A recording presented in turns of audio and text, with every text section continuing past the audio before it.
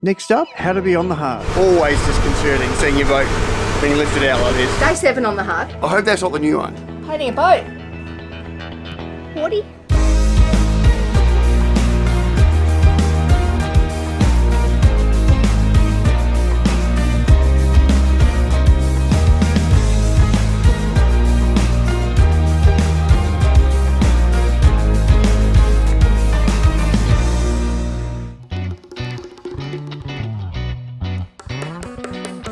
This is my suburban dream.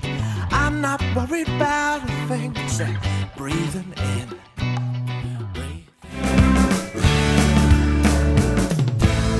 We need to pull our boat out, and there's nothing to smile about pulling a boat out of the water. What we thought we'd do is just run through with you the sort of things that we go through to organise pulling the boat out. So, for example, one of the first things you want to think about is where are you going to pull the boat out? Who's got access, what sort of marina or marine facilities got access to pull a boat out of your type? What sort of trades they have in the area? What you're going to need. So we're going to step you through those steps that we normally go through prior to pulling our boat out. It all starts probably about a month before you're due to pull the boat out, because especially what we found in Australia was really without that much notice, you weren't getting any tradesmen at all to help you. And even with a month's notice, we still actually struggle to find almost anyone to do any of the jobs. We take a pen and paper and we walk all the way around the boat and in each room and each engine room and each hatch outside and decide what it is that needs to be done. The primary reason most people pull their boat out is every 1 to 2 years they're going to pull their boat out to anti-foul it. Now, we had our boat out of the water less than a year ago, so we don't need to anti-foul it. The anti-foul should be in pretty good condition. We'll know that once we pull it out. However, there are other mechanical jobs that we want to look at doing in which the boat has to be out of the water. Now, in theory, we probably only have 2 days worth of work to do on the boat. However, unfortunately, experience has told us that the likelihood is once we've gotten out, there is probably a delay with getting parts. We might need a tradesman, there'll be a delay with that, and there's bound to be a whole lot of jobs that pop up that we were not otherwise planning to do. Once you've got your big list, then you really need to prioritise it. What is mission critical that you're actually pulling the boat out for and needs to be done? And then start with that. And some of those jobs will end up being filler jobs. Like, Yes, as you just said, as I we're waiting for something, bang, let's now do this now. Then you start calling and trying to book tradespeople. So far in Australia, we haven't had any luck. Lots of people have bought boats, and so all the tradespeople have been busy. But we'll give it a shot for the stuff that we probably could do if we have to, but don't want to do from an expertise perspective. Finally, start ordering parts, because they can come from a long way away and you don't want to get your boat out of the water and not already have your parts. If you've got an absolute known job in mind, research the hell out of it, work out exactly what you need, what have you got, what's available, and get ordering, because even things that are going to be flown in could end up taking a lot longer than you think. Now, the small caveat on this is the fact that we can't order our propellers so the boat's out of the water, because they specifically want to measure and check the propellers that we've got to make sure they're exactly the same. Then, about a week before you pull your boat out of the water, plus or minus, you've organised some accommodation. I normally start pre-cooking food because I don't want to be cooking dinner, or we don't want to be cooking dinner after spending 10 hours cleaning and working on a boat. Sometimes you need to hire a car, especially if you're going to be going out to hardware stores. We have found in the past we've gone out 2-3 times a day to go and get extra stuff that we thought we had, broke, ran out of, discovered a new job that we didn't know about. Lots of marinas have courtesy cars that you can use, but some don't have any at all. So you just need to do the research and then book if you need to have a car. Think about the sequence of tasks that you're going to be doing so that you've always got something on the go while you're waiting for something else to finish. If you're doing the job yourself because you have to or because you want to, we normally find, download and watch all the YouTube videos that have got that particular job in them so that we actually know what we're doing. For example, servicing winches. The day before, make sure you know where your lifting points are on your boat. If you've got a production boat, most production boats will have a manual in which you can access that information, and it will tell you exactly where the slings will be if you're using a travel lift, or likewise how they're going to set up a cradle if you're on the old sort of railway cradle style slips. Have a lot of dirty clothes around. You're going to need them.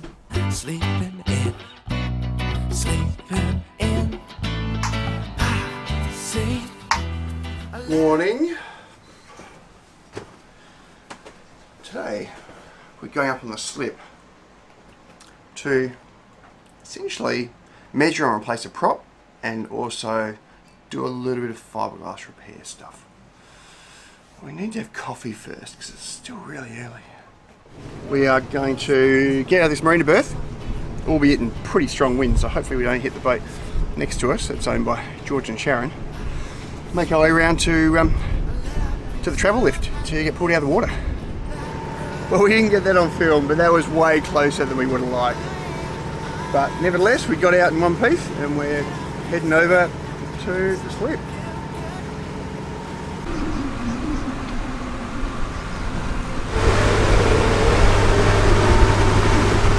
Always disconcerting seeing your boat being lifted out like this. It's pretty clean, don't you think? Probably do with a bit of a light, high pressure wash so we don't take too much anti-flour off.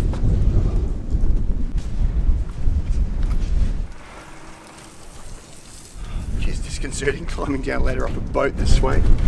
We've now dropped the rudder and rudder post out and we'll remove it entirely. We just need to lift the boat up a little bit higher to fully remove it.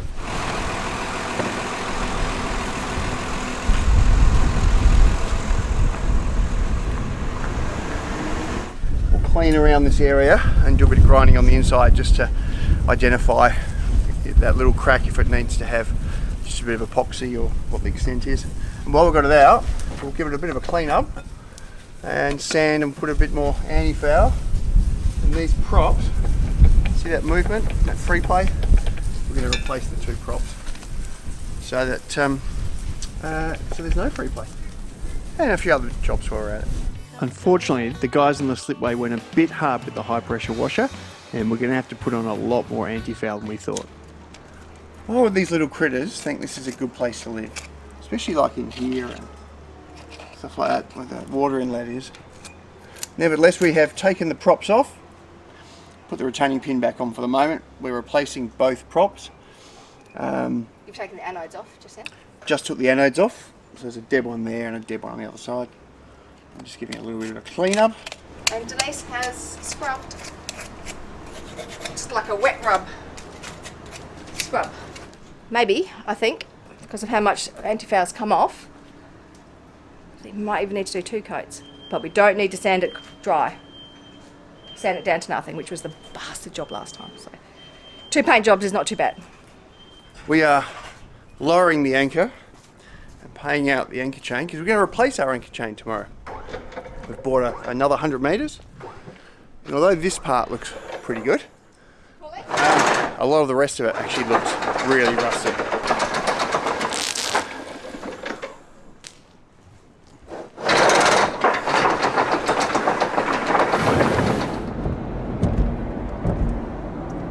On the road again?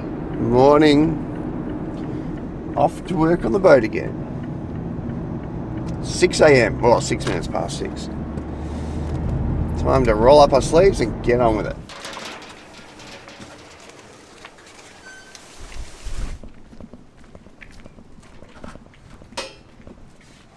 Very productive morning.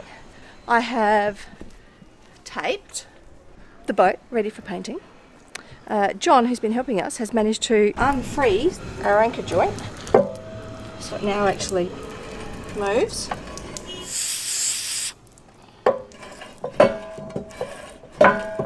Which means we don't need another anchor.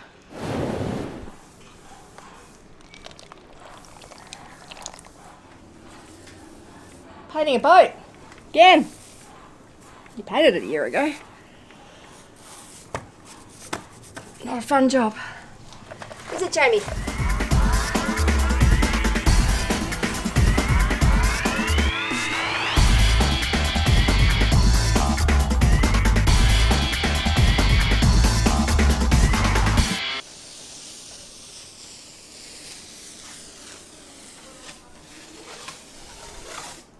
If you haven't done so already, remember to subscribe so you don't miss any of our videos. Please give us a thumbs up and also put any comments below. So if there's any questions you want to ask us or you just want to tell us what you like about our videos, please pop a comment down below. Hey, Jamie. Hey, How's your pain? what time is it? 3:30? Yeah. So, what am I? 4 hours into polishing today? 5 hours? 5 hours, I think. But I've almost finished half of one hull, but I'm not doing the inside. So you're almost halfway there. Yeah. So although we make jokes about people who own half boats, i.e. not catamarans, they don't have to do as much polishing. Could be something in that. Well, it's been a busy couple of days on the hard. So we're replacing both the props, and they've had to order 2 new props. One came on Friday, and the other one was meant to come today, but there's been quite a bit of flooding down in Victoria and New South Wales. And the second prop was coming from Sydney, so that prop won't be here till tomorrow, which means we can't have it fitted, which means we can't prop speed it, which is the protective paint that goes over it, and that needs to stay and dry for about 24 hours. So I've just extended our accommodation. While technically you can sleep on the boat, the way our boat sits is a bit bummed down, and that's the way we sleep. And we have slept on the boat once when it's been in that position, and we woke up with shocking headaches, congested, and felt really unwell. So for the sake of it's about $100 a day at the moment, we are staying in an apartment. And it is nice to get off the boat at the end of the day, clean up a bit, and you know. Anyway, what have we done is the big question.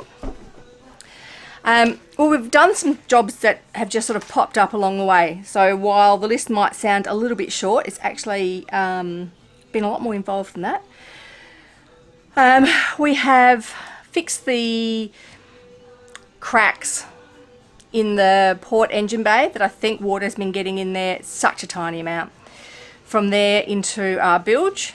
We've replaced all the latches on the hatches, the external hatches. These are our new stainless steel latches that we had manufactured here in Mackay. It was frankly easier to get these made up than trying to source an original part. It would have probably cost a fortune. So, and they're really, really well priced actually. Good local engineering company. So, in 24 hours? Yeah, they originally said I'll be a week or so. I said, oh look, we really need it by Friday.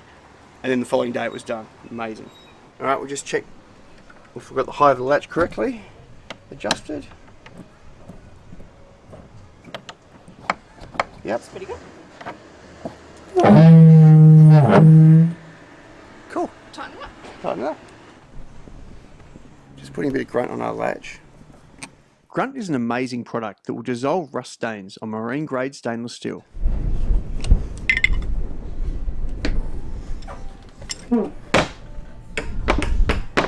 Nice. We have had the mechanic come and look at the starboard engine. It's got a little bit of oil coming from somewhere. So his recommendation was we clean and degrease the entire engine so that when we start it again we can see where that oil is coming from. So Jamie degreased it. And lucky me, I have drawn the extremely short straw of climbing into the engine bay and cleaning out all the grease so that we can have a proper look at this little crack that we've got. And then once we've cleaned it and degreased it and let it dry out, then we can have a little bit of a dig at it to see if it just needs a little bit of epoxy or if it's a bigger problem. So in we go. We use nappies as a really cheap and effective way of cleaning up oil spills, and they're available essentially everywhere in the world. Fun, hey? I don't know if you can make it out, but this is where we're getting a little bit of moisture. We had to reinstall those blowers, so the brackets went on, but then the blowers had to go onto those brackets. While I was in the engine bay cleaning and looking for a bit of a leak, I broke something. So we've gotten some new stainless steel brackets. To be fair, I hope that's not the new one. To be fair, it was pretty broken before I touched it. Yeah, that's completely knackered, isn't it? So, again, we've had some new stainless steel brackets made up, and they've done a brilliant job. Look at that. That is just fantastic. So I've just finished installing the new brackets for the blower. And so there's our air blower and the stainless steel bracket holding it. Looking good. We have high pressure washed both the anchor compartment and the compressor compartment, which was not on our list at all. But because we were getting new chain, thought we should clean out the locker. You clean out one locker, you look at the other one and go, let's not be lazy, let's do both. And look at that clean anchor well. Look how clean it is. It's magic. Very clean. The bitter end. Right. The bitter end.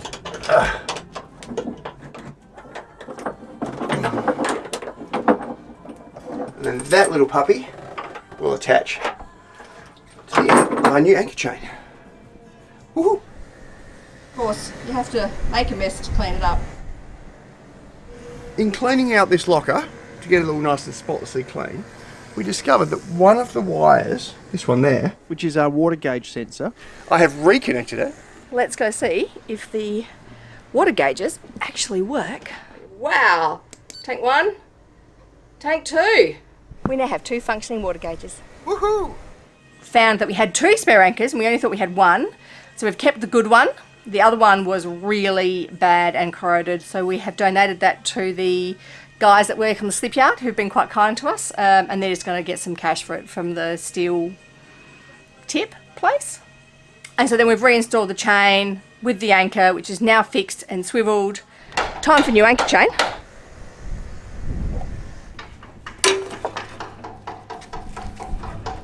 So we've got all our new anchor chain and we've marked it with essentially the colours of the rainbow. It's best I could do. I don't have orange, but red, yellow, green, blue at every 10 metres. So we can figure out, because we don't have an anchor counter, chain counter, so we can figure out how much chain we've got in the water. And now we're going to hoist it up onto the boat and attach the anchor to it. We're using the spinnaker halyard in order to pull up the anchor chain.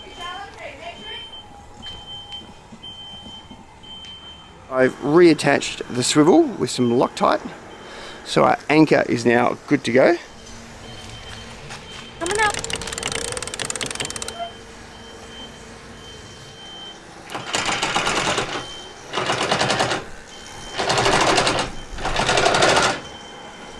That'll be enough, won't it? We're just using a shackle to make sure that the anchor chain doesn't fall back down the ground.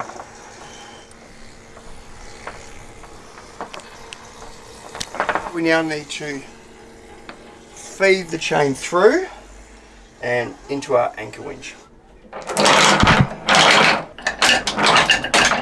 And now, in the confines of the anchor locker, I'll attach the bitter end.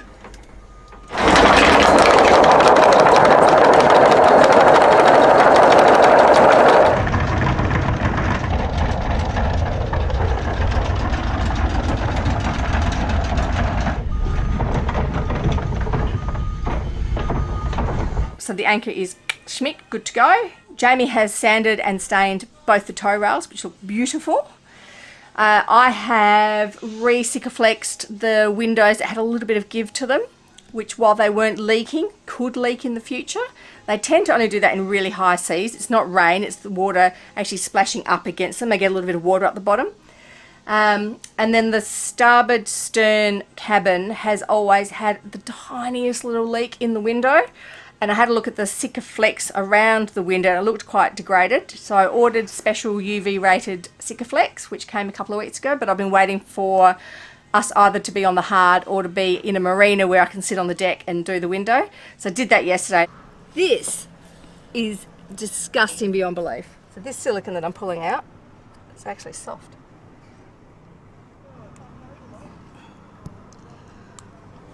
Well, I'm very glad we're doing the job. It'll be much better. Cleaned it out really, really well. Terps, acetone, let it dry, acetoned it again, and then filled it with Sikaflex, and the window and the join look really good now. I'm very happy with that. And I found a few little bits and pieces around the place. So the air intakes for the engine, they had Sikaflex on them that was really degraded, so I've replaced that. We need to prop speed, which is the beautiful glossy stuff that goes on the props that keeps them all clean, but we can't do that because it's a resin. You have to do both at the same time. I have finished doing all the vinyl, re-sticking the vinyl adhesive to essentially what we call the 2 bow room, so what I call my changing room and the room that's got the water maker in it. So I've done that. So a bit of a common problem on pretty much all catamarans that I can see. This lining over time starts to fall down. So This one's all a bit loose, so I've actually just pulled it all down, undone the screws. I'm going to give it all a clean up and then hopefully re-glue the whole thing and then screw it back up. And I bought some new little white caps to go on these guys. Hopefully making it look all neat and tidy. Jamie's about 2/3 of the way through polishing the boat. Still polishing. And out of batteries. Oh, stay there, I'll get you one. Thank you. Back in business. We have uninstalled the ladder that we used to get back onto the boat on the sugar scoops, and I have put grunt on the rust stains. So I'll clean that off tomorrow, and we're going to buy new bolts so it holds on, because it's always been a bit wonky. The legs are the things that stick out of the boat that the propeller goes on. They needed a clean. I've cleaned them. That's been the last couple of days. It's pretty tiring, because it's not just the jobs you've got on the list. As you walk around, you find other jobs to do. For example, when I was painting the boat the other day with the anti-foul, I saw the depth gauge water temperature wheel.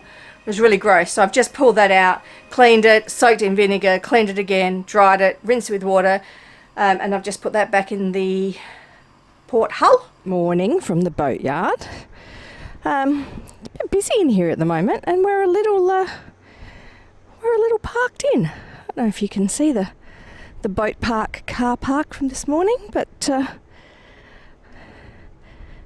we're a little surrounded. And I don't think heading out through the fence is the way out. This is our second brand new propeller. So we're just taking the shiny painted surface off so that we can put the prop speed on. That one's ready to go, and Jim, mechanic, is going to come and install them to make sure they're absolutely perfect. That one, that was overnighted, which meant we got the following day about a week ago. And this one was being overnighted, and it took a week to get here. And in fact, Denise had to drive to the depot to get it so we can get it today, because we have to leave the prop light on for 8 hours after putting it on. We want to go back tomorrow morning. Paint tonight, run it back on in the morning, back in the water. Getting close. But just on this part. I was going to say doing prop speed, but this is not prop speed, this is prop glide. Same. Summer. Which is like a special anti-foul for your propellers. And it's like a resin, so you have to put it on a certain way and don't mess it up. Number 2, Porty. It's a shame it doesn't have a nicer finish to it. This is the final glossy top coat to finish it off. It's a nice clear one. A top coat of nail polish. Done for the day. So we are going to head home, shower, and have a beer, I reckon.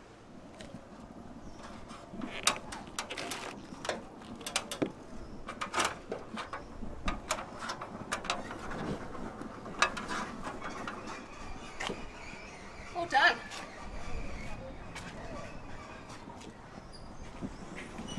And I'll lock up the boat. Okay.